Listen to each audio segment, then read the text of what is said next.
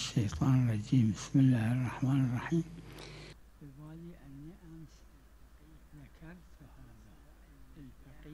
میں نے کل بھی ذکر کیا تھا اس بات کو فقیہ کبھی علمی لحاظ سے کسی چیز تک پہنچتا ہے، کسی نتیجے تک پہنچتا ہے، لیکن تقوی اختیار کرتے ہوئے احتیاط کرتا ہے فتویٰ دیتے ہوئے. متاخرین نے بھی اس چیز کو فقہا میں نقل کیا کہ حلق والے سلسلے میں کہ اگر حلق تک کوئی چیز پہنچ رہی ہے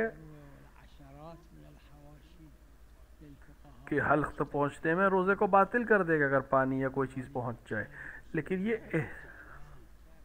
میں نے کل بھی ذکر کیا تھا، علمی لحاظ سے ایسا ہے کہ ظاہراً ہمارے پاس دلیل نہیں ہے، لیکن اس کے باوجود علماء نے عروۃ الوثقی پہ حاشیہ نہیں لگایا اور احتیاط کرتے ہوئے انسان سے کہا کہ وہ کوشش کرے کہ نہ انجام دے غرارے کو روزے کی حالت تاکہ وہ حلق تک نہ پہنچے.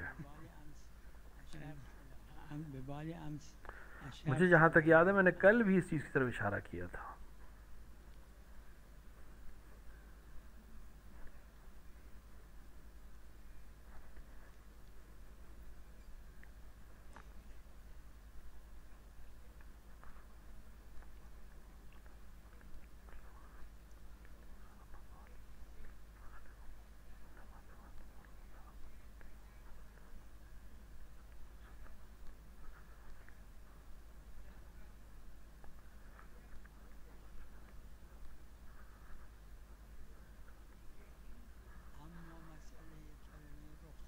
رخصت کا جملہ یعنی جو چھوٹ جو دی گئی ہے شریعت میں کہ وہ ضعیف اور ضعیفہ ان کے لیے واجب نہیں کہ وہ افطار کریں، جائز ہے کہ روزہ، حتیٰ قرآن نے یہ بھی کہا کہ ان تصوموا خیر لکم، یعنی ضعیف و ضعیفہ جو عمر کی وجہ سے سخت ہے جن کے لیے روزہ رکھنا، وہاں واجب نہیں ہے روزہ رکھنا. لیکن اگر ایک ایسی حالت میں پہنچ جائیں ضعف کی وجہ سے کہ اس کو تحمل کرنے حرام ہے تو پھر وہاں پر ہزیمت ہے اور پھر منع ہے. ذوالعطاش بھی اسی طرح جس کو بہت زیادہ پیاس لگتی ہے، ضعیف اور ضعیفہ میں اسی طرح. یہاں رخصت کا مطلب یہ نہیں کہ وہ نہیں رکھ سکتا،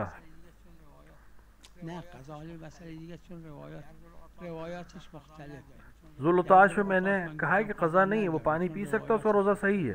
البتہ اس اینا مسائلش فرق میکنه چون روایاتش فرق میکنه. لحاظا ببینید همینی که میگه در ذوالعطاش قضا داره گفته در شیخ و شیخه اگر متعدد وہی جس نے کہا ہے کہ ذوالعطاش میں قضا ہے، وہ ضعیف و ضعیفہ میں کہتا ہے قضا نہیں ہے. تو علماء نے الگ اسی آیت میں ان تصوموا خیر لکم بھی ہے.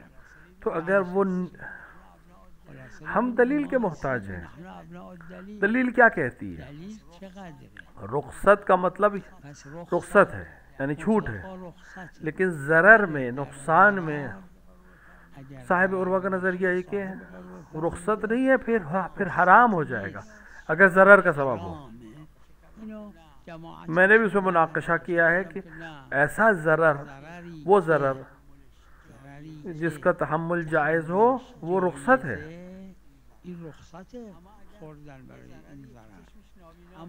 مثلا ایک ایسا ضرر ہے اس کی آنکھ خراب ہو جائے گی، وہاں حسناً حرام ہے روزہ رکھنا، باطل بھی ہے روزہ.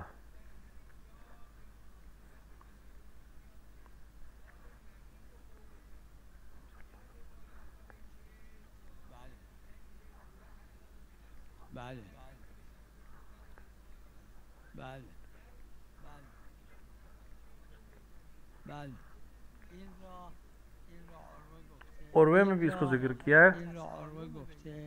فقہا میں اس بات پر تسالم ہے، یعنی آپس میں متفق ہیں کہ اگر طبیب مریض سے کہے کہ تمہیں روزہ نقصان نہیں پہنچائے گا، لیکن مریض کو یہ فکر ہو یا گمان ہو کہ نہیں نقصان ہے، یا برعکس اگر طبیب کہے کہ تمہیں روزہ نقصان پہنچائے گا لیکن شخص کو یقین ہو کہ نقصان نہیں پہنچائے گا، لہذا معیار خود ہے. ہاں شک کے وقت جب اس کو اعتبار، وہاں طبیب حجت ہے کیونکہ وہ اہل فن ہے اور تشخیص دینا اہل فن کی حجت ہے. لیکن اگر مریض اور شخص میں خود اختلاف رائے ہو جائے تو شخص کی رائے مقدم ہے. مثلا وہ تمام فقہاء نے یہ کہا کہ اگر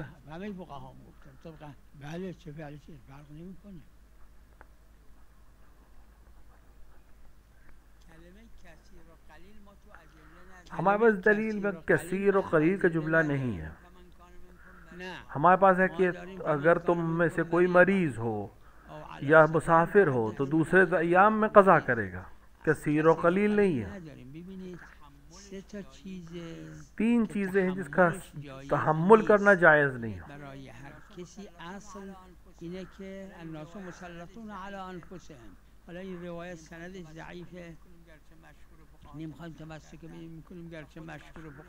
مشہور فقہاء نے اس چیز کو بیان کیا ہے.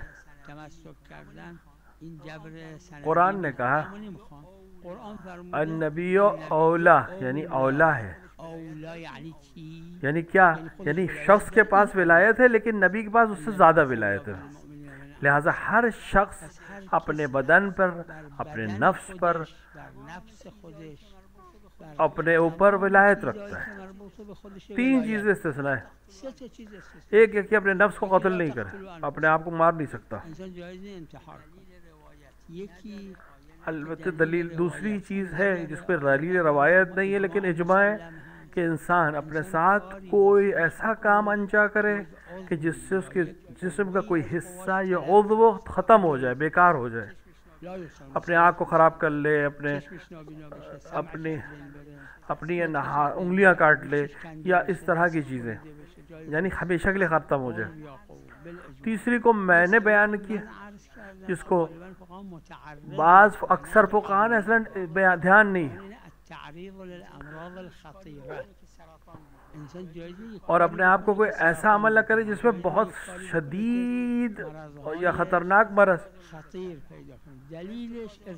میں مبتلا ہو جائے. جیسے ایسا عمل نہ کرے اس کی وجہ سے اس کو سرطان ہو جائے، یا ایسا عمل نہ کرے کہ اس کو مثلا ایسی بیماری ہو جائے لا علاج ہو جو کہ انسان کے لیے جائز نہیں ہے کہ وہ اپنے آپ کو خطرناک مرض میں ڈالے. اس کے علاوہ اپنے پر ہر جو چاہے کر سکتے ہیں اس مبنا پر، اور یہ فقہاء کے درمیان متسالم مبنا ہے، یعنی سب نے قبول کیا ہے. سب اپنے ایک گردے کو ہٹانا چاہے، اس کو سبب نہیں ہوگا مرنا کا، اس کو نقصان نہیں ہوگا، کوئی حرج نہیں، اپنے ایک گردے کو دے دے.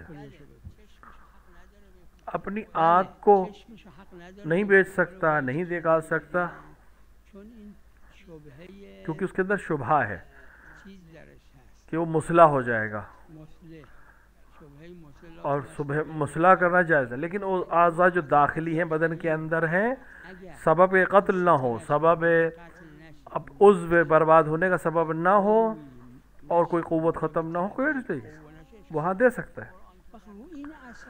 اس اساس پر، اس بنا پر میں جہاں قرآن کہتا ہے کہ مریض اگر ہے روزے میں، روزہ نہیں ہے اس کے لیے، یعنی کہ ایسا مریض جس کے لیے روزہ ضرر ہو. ایک ایسا انسان ہے کہ تھوڑا سا کمزور ہو جائے گا، تھوڑا سا پریشان ہو جائے گا، لیکن کوئی نقصان نہیں ہے، تو اپنے لیے روزہ رکھ سکتا ہے، یہاں رخصت ہے اس کے لیے.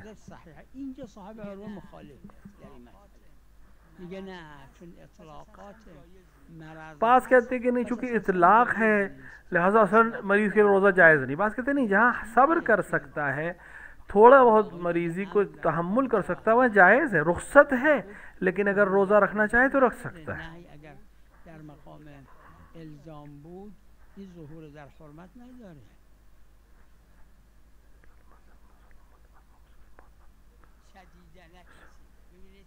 شدید اور کثیر میں فرق ہے.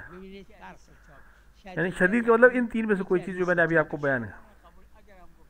ہاں کثیرا قبول اگر ہم گفتے قبول چی دلیل ہمیں کثرت اور قلت کی دلیل ہے، شدت کی ہے، بله شدت وہ بھی متشرعان اس کی طرف تمرکز کیا اس لیے.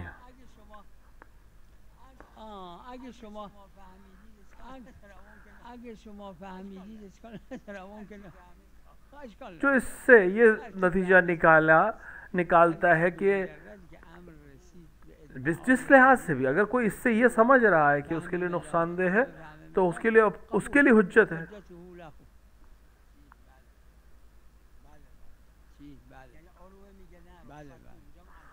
عروہ میں بھی عزیمت کا ہے، رخصت نہیں کا ہے.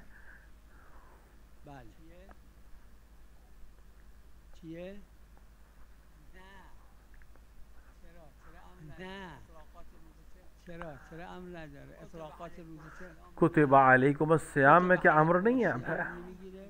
میگیره فقط دلیلی که اونجایی نه خود اگه امر باشه امر رخصتیه گاهی که صاحب امر ہے لیکن رخصت کا امر ہے. صاحب عروہ نے کہا ہے کہ رخصت کا امر ہے، یعنی چھوٹ دی ہے صاحب عروہ نے، یعنی شارع نے. ہاں بس دلیل ہونی چاہیے. ملاکات احکام اصلا نمیدونیم مگه ائمه فرمودن. ہمارے پاس معیار نہیں ہے کوئی جب تک ائمہ نے نہ بیان کیا ہو یا رسول نے نہ بیان کیا ہو. ہم نداریم. این عروه و تمام فقها جلعاتاش حق داره که روزه بگیره و حق داره روزه نگیره. پس رخصت دیکھیں رخصت ہے، یعنی وہ جو پیاس لگتی ہے اسے ذوالعطاش کہتے ہیں، وہ روزہ رکھ سکتا ہے کہ نہیں؟ رکھ سکتا ہے.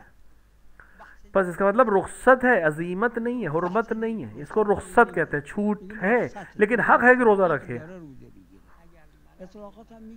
دیکھیے اگر کوئی ایسا مرض ہے، ان تین کا سبب نمبر یہ جو بیان ہوا، قتل نفس، قوت کا سلب ہو جانا، یا اپنے آپ کو کسی خطرناک مرض میں مبتلا کرنا، اگر یہ تین نہ ہو رہا ہو تو ضرر اور حرج قابل تحمل میں روزہ رکھ سکتا ہے.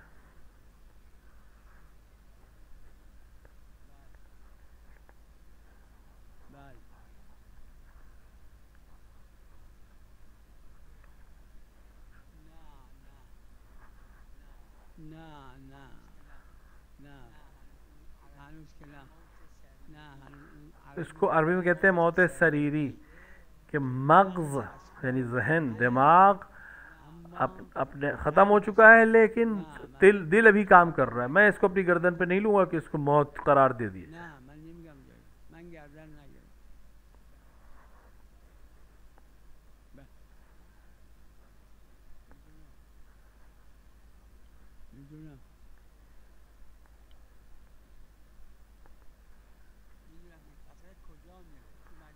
میدونم این قطره کجا میره، تو مجرای نفس میره.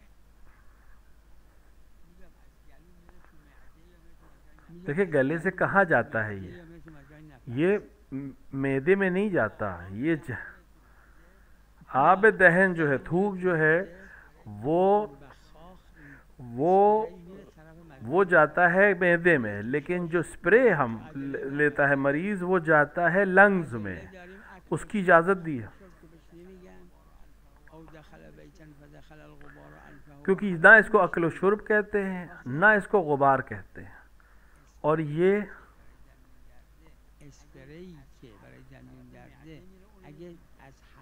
میں اس اسپرے کی بات نہیں کر رہا ہوں کہ جو دانت کے درد کے لیے ہے. اگر کوئی اسپرے ہے اور وہ معدے میں جا رہا ہے تو منع ہے، لیکن اگر وہ لنگز میں جا رہا ہے، پھیپھڑوں میں جا رہا ہے تو اس پہ کوئی اشکال نہیں. اور تحقیق کی ضرورت ہے، یہ اہل فن سے پوچھنے کی ضرورت ہے. اس کی کل رات یا پرسوں رات بات ہوئی. صوم میں، روزے میں ایک روایت ہے کہ اگر کوئی گھر میں جھاڑو دے اور غبار اس کے دہن میں پہنچ جائے تو اس کو روزے کو مبطل قرار دیا ہے. سند کے لحاظ سے روایت ضعیف ہے، لیکن فقہا نے اس پر عمل کیا ہے اور احتیاط کی حد تک فتویٰ دیا ہے، احتیاط کا حکم دیا ہے. لہٰذا غبار کو غبار غلیظ یعنی خاک اڑتی، جب سے پہلے جب جھاڑو دی جاتی تو بہت خاک اٹھتی تھی، اڑتی تھی اور وہ حلق تک پہنچتی تھی۔ یہ روایت خاص ہے کہ یہ مفطر ہے، یہ مبطل ہے صوم کی، روزے کو باطل کرتی ہے۔ اس کو کھانا نہیں کہتے، اس کو کھانا نہیں کہتے، خاک کھا نہیں رہا ہے، وہ پہنچ رہی ہے خاک اس کے حلق تک۔ اب کوئی انسان جس نے اسکال سندی کی ہے اس سلسلے میں یا علماء نے، انہوں نے احتیاط کی ہے۔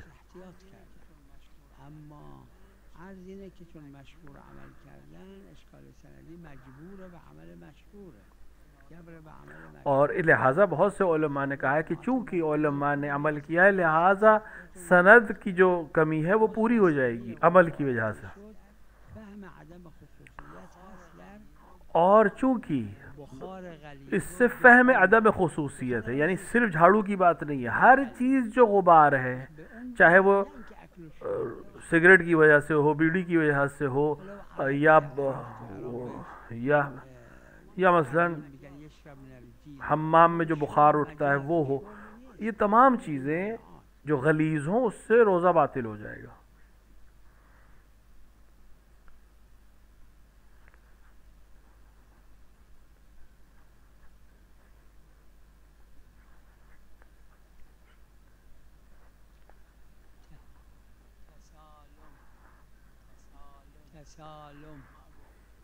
ہم اجماع نہیں کہیں گے، تسالم کہیں گے۔ ممکن ہے مخالفین ملیں فقہا میں، تسالم ہے فقہا کے درمیان، متقدمین میں بھی اور متاخرین میں۔ شیخ مفید و شیخ توسی سے لے کے آج تک جو مراجع موجود ہیں ان تک تسالم ہے۔ موضوعات میں، احکام کے موضوعات میں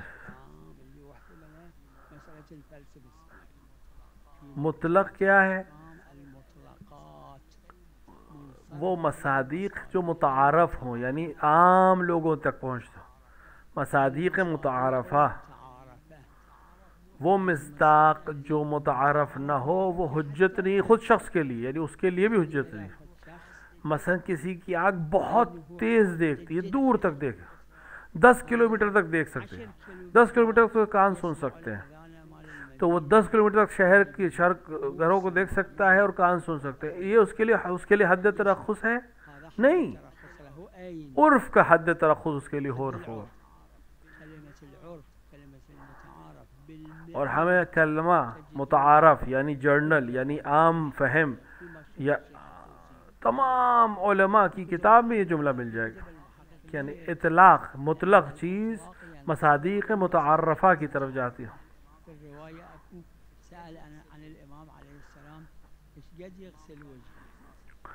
امام سے پوچھا گیا کہ چہرہ وضو میں کہاں تک دھوکا جائے، کہ جہاں سے بال اگنے کی جگہ ہے، تو امام سے نے پوچھا، ٹھکانے کا کہا ہے وہ سر سے جو بال اگنے ہیں وہ سب کے متعارف ہے۔ ایک انسان اس کے سر پہ بال ہی نہیں ہے، ایک انسان کے سر پہ زیادہ بال ہیں، کہاں سے؟ جہاں سے عام انسانوں کے بال شروع ہوتے ہیں۔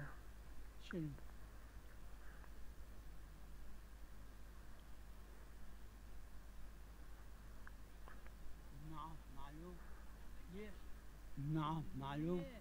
ليش؟ ليش؟ لا الإطراف لأن المتعارف زائد وناقص بكل أقسام المتعارف. دیکھیں ہاتھ کو دیکھیں، روایت میں ہے کہ ایک مثلا ایک بالشت، تو ایک بالش کسی کی چھوٹی ہے کسی کی بڑی ہے، کسی کی بہت چھوٹی ہے کسی کی بہت بڑی ہے، تو اس کے لیے الگ الگ حکم ہو جائے گا؟ نہیں، عام بالش جو عام طور کی ہے اسے ایک انسان اس کی آنکھ بہت تیز ہے اور وہ حلال کو دیکھ سکتا ہے، دنیا میں کوئی نہیں دیکھ سکتا، وہ دیکھ سکتا ہے، کیا اس کے لیے حجت ہے؟ نہیں۔ رؤیت یعنی متعارف، ایسی رؤیت جس کو اکثر لوگ دیکھ،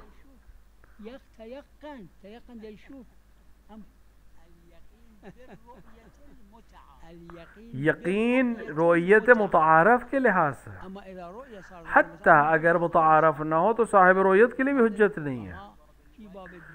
چہرے کے سلسلے میں ہم کہتے ہیں، وضو میں کہتے ہیں، تمام چیزوں میں ہم یہ کہتے ہیں۔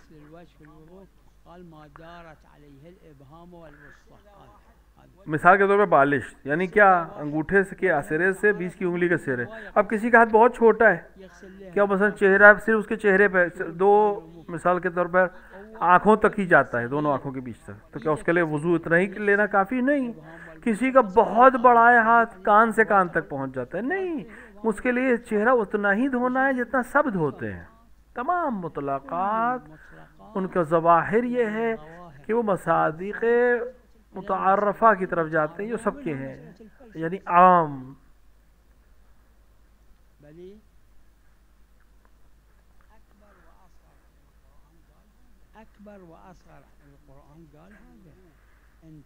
اکبر و اصغر یہ گناہ کے لیے خود قرآن نے استعمال کیا ہے.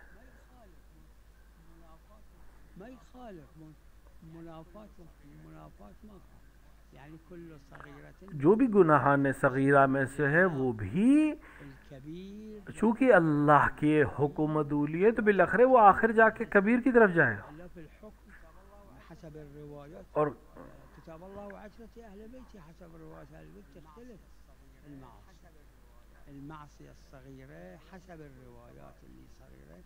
روایت میں گناہان کبیرہ کا بھی ذکر ہے, گناہان صغیرہ کا بھی ذکر ہے, لیکن اگر کوئی شخص گناہان صغیرہ میں سے کسی ایک پہ اصرار کرتا ہے, نہیں مسلسل کرتا ہے, تو وہ خود بخود گناہ کبیرہ میں تبدیل ہو جائے گا.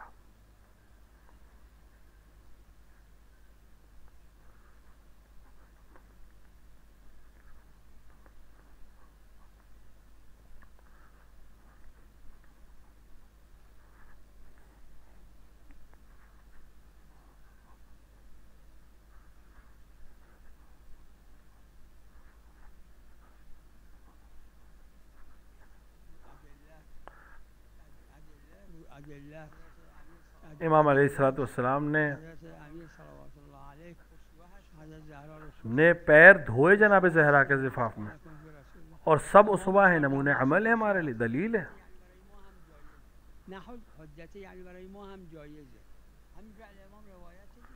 یہ امام کا فعل روایت ہے کہ نہیں؟ امام کا عمل روایت یا قول امام ہے یا فعل امام ہے یا امام کی خاموشی ہے.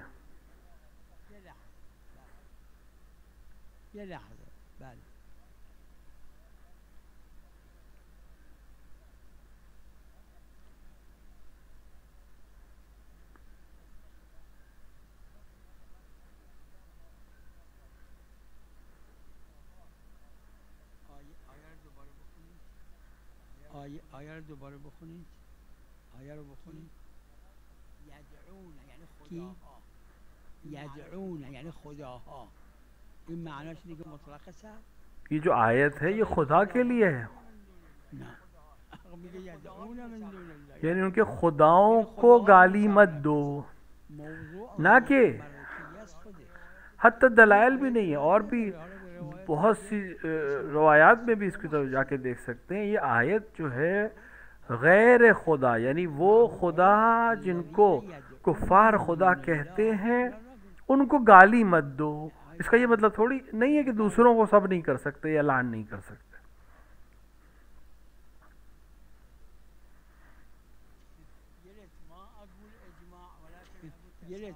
میں نے عرض کیا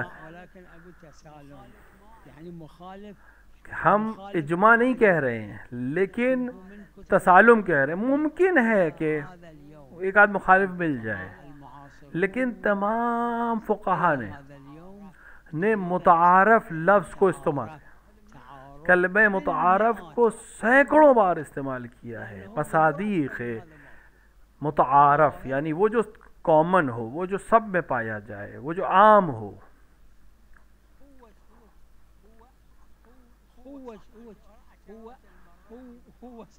وہی صاحب عروہ نے سینکڑوں مرتبہ کہا متعارف.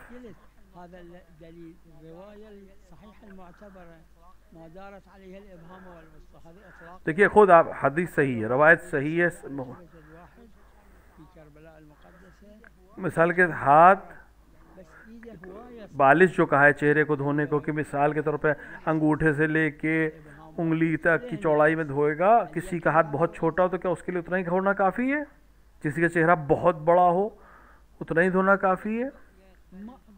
واحد ما يقبل الكبرى إذا وجدت ولو بعد 10 سنوات وأنا حي قولوا لي الكبرى كلهم يقبلون. أحيانا المناقشة في الصغرى يصير.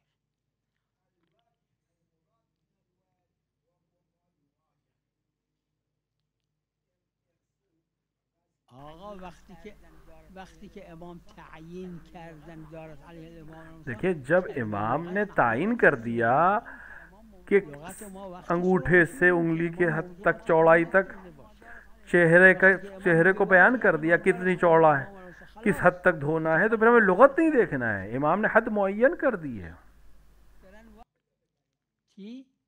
دارن وجه بیان میکن مصداق چی؟ یعنی به صادق دیگه هم دارن خود وجه معنا میکنه. ببینید روایت ها مصداق، نه اینکه چند تا مصداق داره.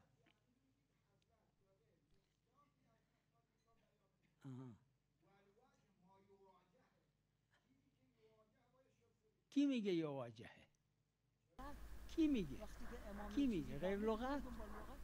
جب امام نے کوئی چیز کہہ دی تب ہم لغت کی طرف نہیں جائیں گے. امام نے اگر بیان نہ کی ہوتی حد تو ہم لغت سے پوچھتے کہ اس کا مطلب کیا ہے.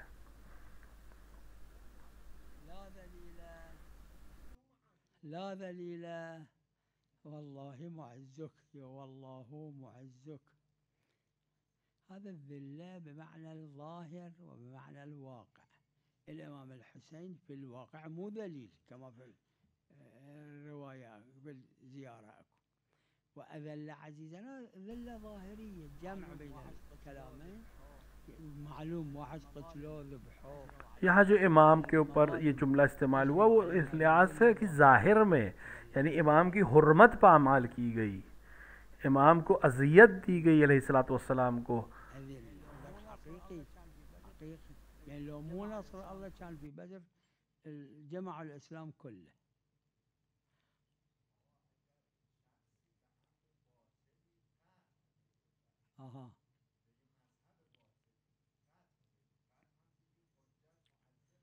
معذوره همین وقت اگه در مقدمات تقصیر نکرده باشه، اگر کوئی انسان قط تک پہنچ جائے بشرطے کہ اس نے مقدمات میں کسی قسم کی کوتاہی نہ کی ہو، اگر قط تک پہنچ گیا یقین تک پہنچ گیا تو اس کے لیے حجت ہے اور وہ بارگاہ الہی میں اس کو دلیل کے طور پر پیش کر سکتا ہے اور معذور ہے، یعنی اپنے آپ کو محفوظ کر سکتا ہے بشرطے کہ اس نے اپنے اور اپنے خدا کے درمیان کسی قسم کی کوتاہی نہ کی ہو. یعنی مسلمانان مؤمنین باید جوری معامله کنن که روز قیامت کسی پیدا نشه، لئلا یکون للناس، یعنی مسلمانوں کو اس طرح سے عمل نہ کریں کہ لوگوں تک بات نہ پہنچے. کل کہیں لوگ کہ خدایا ہم تک بات نہیں پہنچی تمہاری، یعنی لہٰذا تبلیغ جو پیغمبر اور انبیاء کا کام ہے وہ دوسروں پر بھی ہے، یعنی تمام مسلمانوں کی ذمہ داری ہے سب کے، اس حد تک کہ سامنے والا یقین حاصل کر لے یا معلوم ہو جائے، جاہل قاصر نہ رہ جائے.